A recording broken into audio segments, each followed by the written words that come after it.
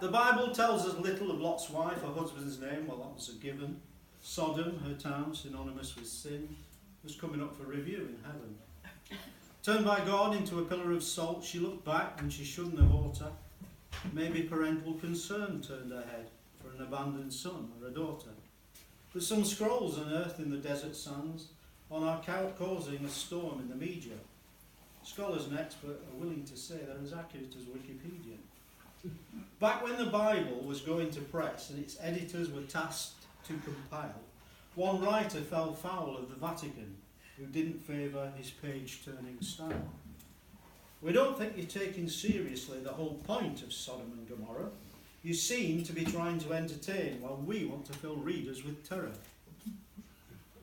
We weren't taken with your Lot and his wife, in that he found it awkward to handle her. We're looking for a little more Dante, and not so much of the Raymond Chandler. So sending him a rejection slip and the advice, try writing a whodunit, his name was erased from all their records and he was marked down as not-for-profit. Now seen as patron saint of screenwriters, but back then he was cast as pariah, out of the darkness, into the light. Hear now the words of prophet Grahamiah. This is an excerpt from the book of Grahamiah. The twin towns of Sodom and Gomorrah were joint top of the decadent league charts. God wanted to punish them for taking, how can I say, too much of an interest in the arts. Their wicked ways were well documented, lives of debauchery, lust and ennui. The Sodomians were an evil lot. Well, you can't call them Sodomites, can we? With procedures already set in place, God already had a man on the spot, there to fight crime for the SGPD. His name was Detective Inspector Lot. Now Lot was disillusioned and depressed at his failure to clean up the city.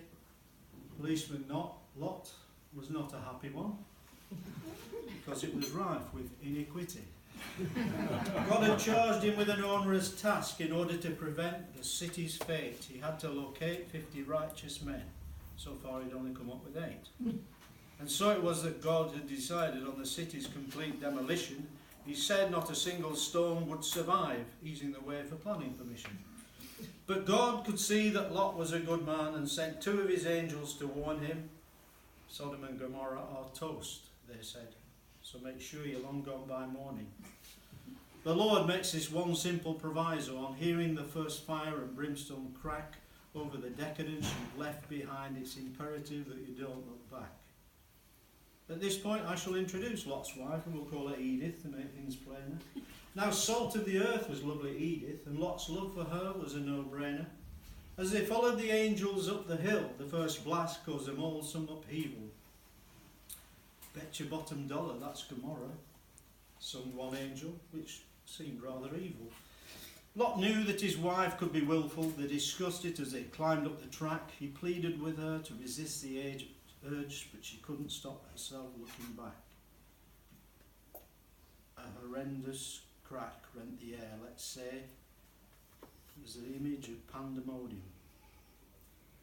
Lot looked at his wife for the last time as she turned from Sodom into sodium.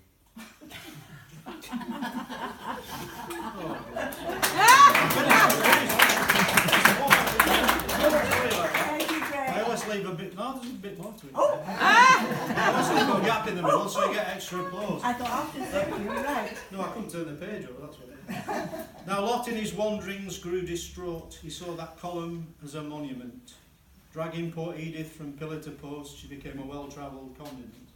Her presence became an embarrassment, so much so that when Lot wasn't looking, his later wives would chip bits of her off as a means to enliven their cooking.